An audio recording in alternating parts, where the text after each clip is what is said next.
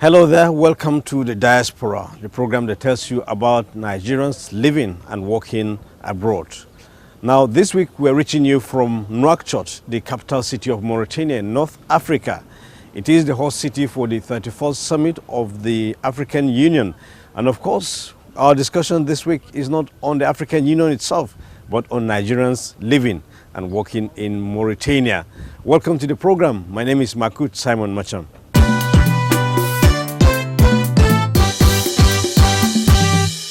Now let's get straight to business as we talk to some Nigerians living and working in Mauritania. We engage some of them to ask them first their journey to this North African country. How did they come here and what was their motivation?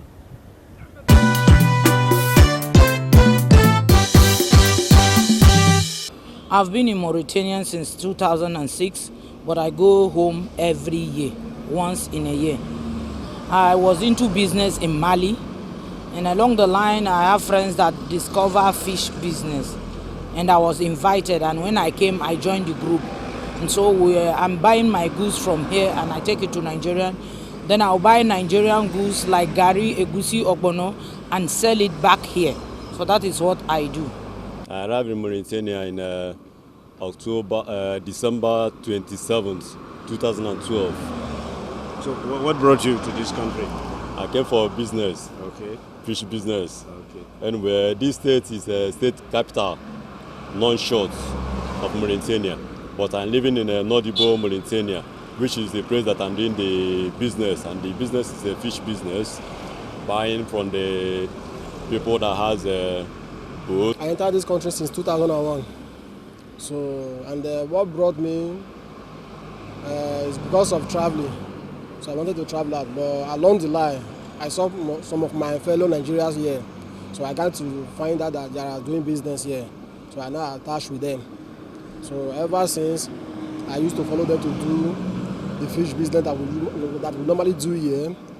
You understand? So that is what I'm doing here. Okay. And also I have a barber shop in Mauritania. So by the grace of God, I'm just living, not bad. I'm okay. So you are not going the journey you wanted. The travel you wanted to travel. Where was your destination, and are you not going again? Yeah, no. I'm not going to. I don't want to go to any. I don't want to go to Europe again or maybe something like that. As I'm here, I'm okay because I used to go home all the time. If I go to Europe today, maybe it can take me 5 years or 10 years. I can't go back home. But normally, maybe every once in a year or twice in a year, I used to go home and see my parents or my family over there in Nigeria. So I'm so very happy. Whenever I see my family, I'm so very happy. So tell me, when did you come to Mauritania, and what motivated you to come here? Yeah, the reason why I came to Mauritania since 2005, December. The reason why I came to Mauritania, I have the intention of traveling abroad. But along the line, I find out that in Mauritania here, when you have an opportunity to achieve whatsoever you want to achieve in life, you understand, compared to Nigeria. Because the standard of living here in Mauritania is cheaper compared to Nigeria. Because here in Mauritania, let me say, average Mauritania with average Nigeria, there is a quite difference in the area of housing. Here in Mauritania now, for example, you can come and rent a room and pay 1 month and do your business. But in Nigeria, the housing there is very difficult. When you want to establish business there, you have to pay maybe 1 year, 2 years, and that thing is causing suffering on Nigeria population.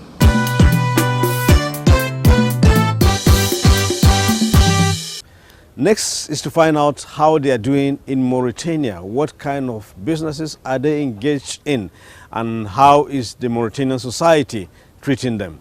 If I travel from here to Mali, a very close country to Mauritania, like Mali, other country, etc., we always go there to buy food items to come here to sell. But only the embarrassment that we are having from our Mauritania government, when they see Nigeria, we are always embarrassed. We are always embarrassed. We are being treated somehow differently because that name called Nigeria, they know it's a giant of Africa, that which really, if that opportunity is being given to us in our country, I believe we will not leave. I believe we will be content with everything that we have in Nigeria. But we are not content with what we have in Nigeria. That is why you see many Nigerians outside. We have traveled a lot, but due to the situation, we decided of basing in Mauritania to find life. Actually, I came to this country when I returned from Russia. I had difficulties in Russia. So when I came back to Nigeria, immediately I came out. I couldn't stay. So I came to Mauritania. I played active football for some maybe 3-4 years. And I decided to go into business. And right now, I'm an importer. I have a registered business company here. I go to Nigeria, I bring in Nigerian made goods to this country, which I supply to Mauritanians, and they are very good because I find out that people here adores Nigerian products a lot. So I now decided to go into Nigerian products. Basically, I bring in clothes like these senators, like this shoe I'm wearing, I bring it from Nigeria. So these are the kind of things I sell here, and it's good. Yeah, I've been having a good time. Okay, tell me about the perception that the Mauritanians have of Nigerians. What kind of, is it a positive or negative, or what kind of perception they have? Well, from my experience, I think they have, the way they see Nigerians, they see us as a different kind of people, a special people that are highly intellectual, that we are great people. And most of the people I've met here, they used to talk a lot of things about Nigeria. And even the recent World Cup, most of them, the jerseys, I bought jerseys from Nigeria and I bring them here. Even before I could know it, the jerseys didn't stay up to 4 days. Everybody, mostly the Mauritanian bought it because most of them, they support Nigeria in terms of football. And they've been saying great things about Nigeria. I came for this country, it's my husband bring me for this country. Almost now 26 years. Wow. But my husband was dead. Sorry. But I remarried. I'm thank God. I was here a long time. I thank God I decided Nigeria products in Mauritania. Since we were here in Mauritania, we never see any Nigeria president where he came. As we tell here, say Buhari they come here, we're very happy. The only thing we need be say, make the airports in Mauritania here with Nigerians, children. Then they here, we need Nigeria school, and then we need make the airports for ambassador. If impossible, make the airports for the readers permit where we they take. Not be everybody can get it.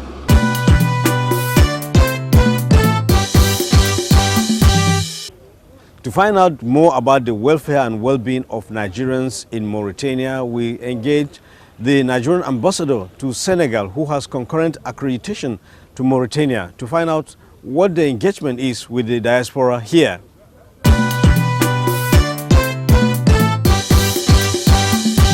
We have a lot of Nigerians in Mauritania, some of them in the capital, Nouakchott, some of them in Nouadhibou, and as you know, Mauritania have some of the best stores, have some of the best fishes on the Atlantic coast, and a lot of Nigerians are not directly involved in fishing, so to say, but they are involved in the processing of the fish, drying it up, and then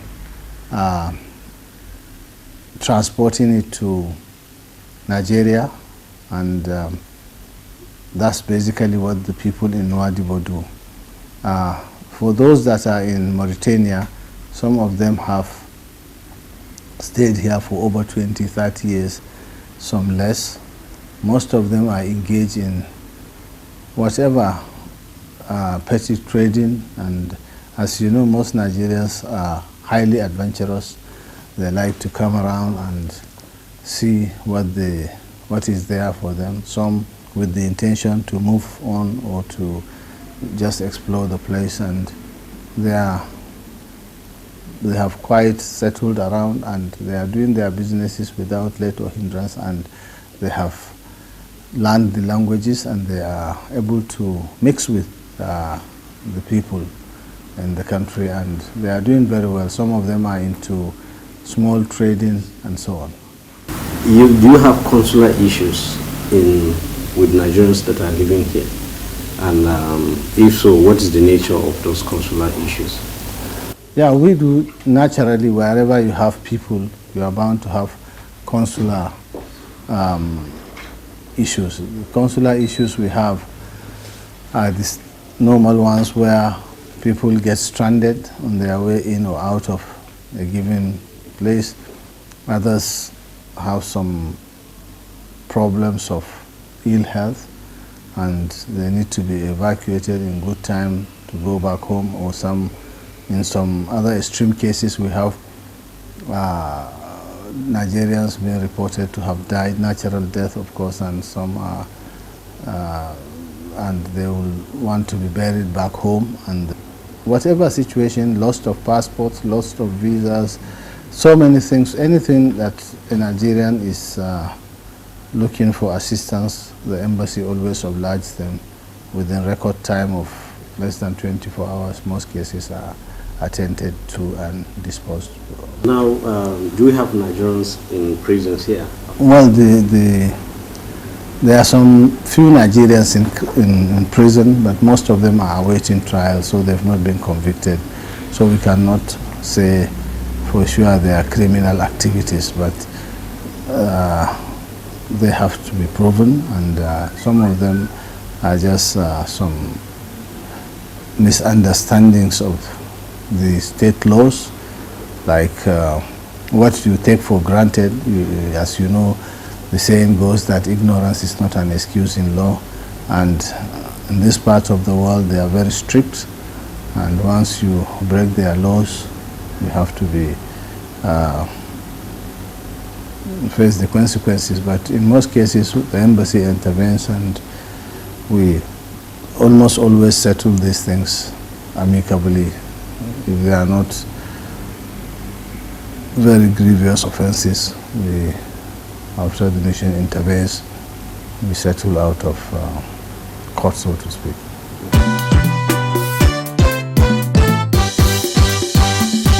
At this summit, the issue of xenophobic attacks on Nigerians in South Africa came up, and this was when the Minister of Foreign Affairs, Geoffrey Onyeama, met his counterpart from South Africa, Lindiwe Sisulu, to discuss the issue of the early warning system initiative that was earlier discussed in order to nip in the bud the issue of xenophobic attacks on Nigerians living in South Africa.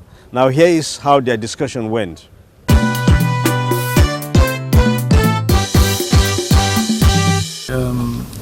After xenophobic attacks on Africans and Nigerians in particular in South Africa over a year ago, we undertook a mission to South Africa, myself and the Minister of Interior, and we met with senior South African officials, the Minister then of International Affairs, and the then Home Office Minister and Head of the Police.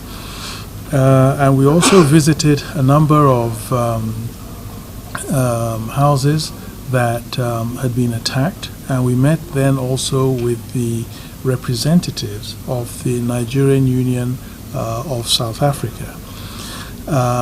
Of course, what was on the agenda was how we would address this issue going forward. And then we set up, or agreed to set up, an early warning system. And this essentially entailed regular meetings of, on the South African side, the ministry in charge of the police, Home Department, the Ministry of International Relations, and the Police Department, and then on the other side, the Nigerian side, we envisaged the High Commission, the Consulate, and the Nigerian Union of South Africa. Why we proposed this particular mechanism and methodology was the fact that there seemed to be a trust deficit between the South African police and the Nigerian Union of South Africa, at least a perceived trust deficit. And we felt that the Nigerian Union of South Africa indicated that they really wanted to work with the police to address criminality amongst some of the Nigerian community, and that this would require confidence between the two sides, and also felt that if they worked closely with the South African police, that they would also be able to alert them when there were potential, or they were aware of impending crises. So unfortunately, we have not been able to sign yet this memorandum of understanding, and in the meantime, quite a large number of Nigerians have been killed. Some, it would appear, also by the law enforcement agencies. Now, we've always been of the opinion, and we've made that very clear, that we have excellent relations with the South African government, and that the South African government is willing to work with us to find a solution to this situation. And so here in Mauritania, during this AU summit, I've had the good fortune, I would say, to meet with my counterpart, the South African Minister of International Affairs, who also, I think, which is a real bonus, has been head of defense and intelligence.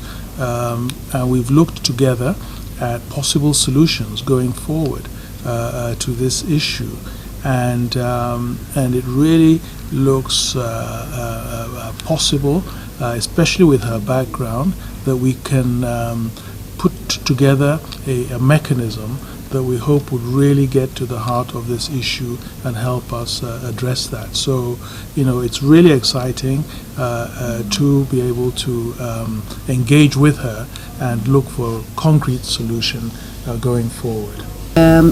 We met, and the first thing he wanted to put across to me is that the plan that he has just outlined has not taken off in South Africa, and he's very worried because there have since been incidents of brutality against Nigerian citizens who are in South Africa, and that this has caused a lot of concern amongst Nigerians back home.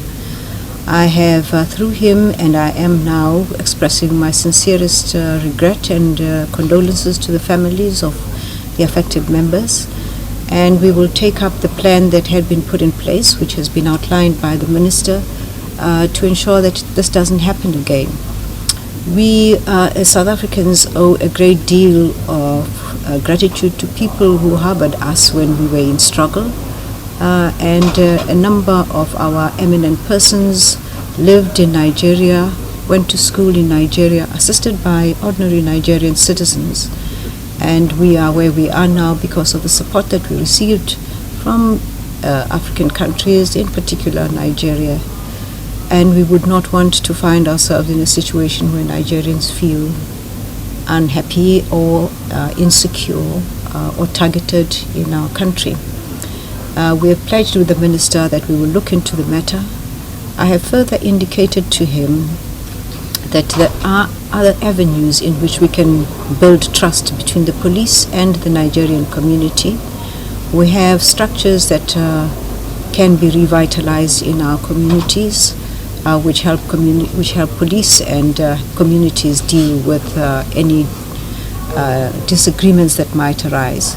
And I'd like to suggest to my counterpart that he, at his earliest opportunity, if he were to come to South Africa, so that we can both speak to the South African police and speak to the Nigerian community and share with them what our plans are for how we can solve this situation.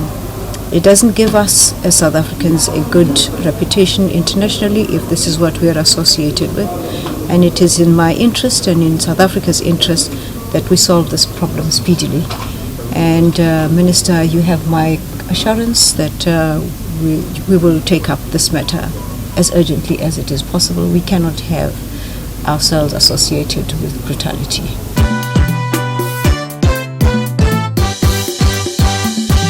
It's now time to talk about our Diasporan of the Week. And of course, you will recall that some weeks back we brought you the Diasporan of the Week, Amina Muhammad, the Deputy Secretary General of the United Nations. Now, we had the fortune of meeting her right here in Mauritania, where we asked her to speak about making Nigeria great, the role of the Nigerian diaspora. And this is what she told us.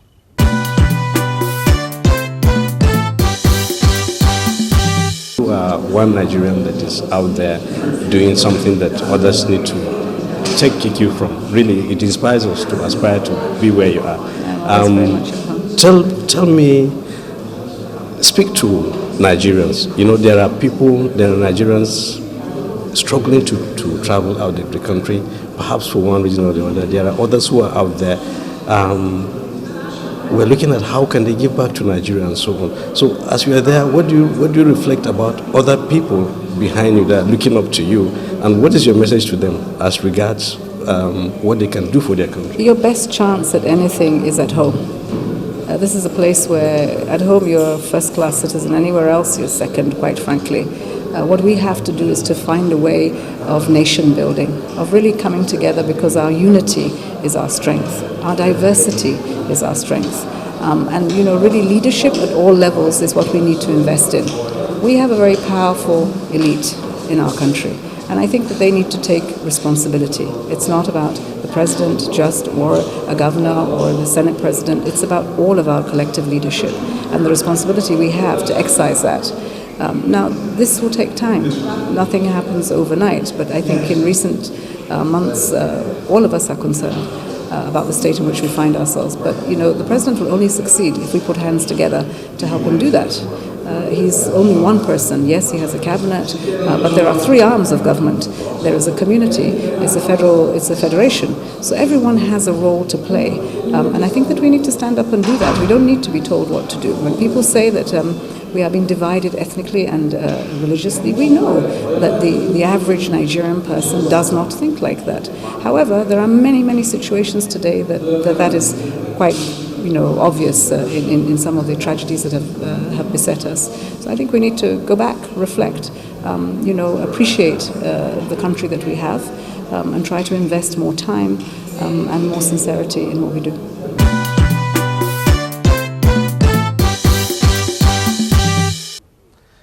Next on the program is Diaspora News.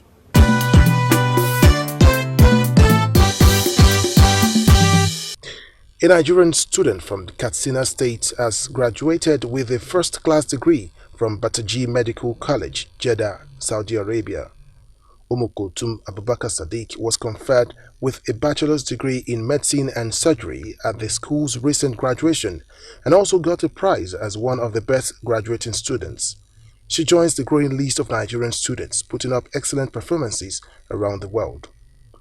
A Nigerian lawyer, Stella Anukam, has been elected as one of the judges of the African Court on Human and People's Rights. Nigeria secured the seat after fourth round of keenly contested election at the 31st African Union Summit of Heads of State and Government in Nouakchott, Mauritania. Anukam has a distinguished legal career spanning over 32 years and doubles as the National Coordinator on Human Rights Issues in Nigeria. The court is composed of 11 judges who are nationals of member states of the African Union. She will serve for 6 years, subject to renewal once. And finally, 34 Nigerians have been deported from the United States of America for allegedly committing offenses in the country. The news agency of Nigeria reports that the deportees were received at the cargo wing of the Murtala Muhammed International Airport, Lagos. They comprise of 32 males and 2 females who were all profiled by security agencies at the airport.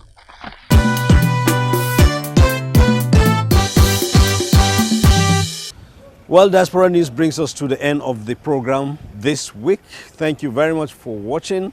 We invite you to join us next time for another edition. On behalf of the rest of the crew, I am Makut Simon Macham saying bye and join us next time.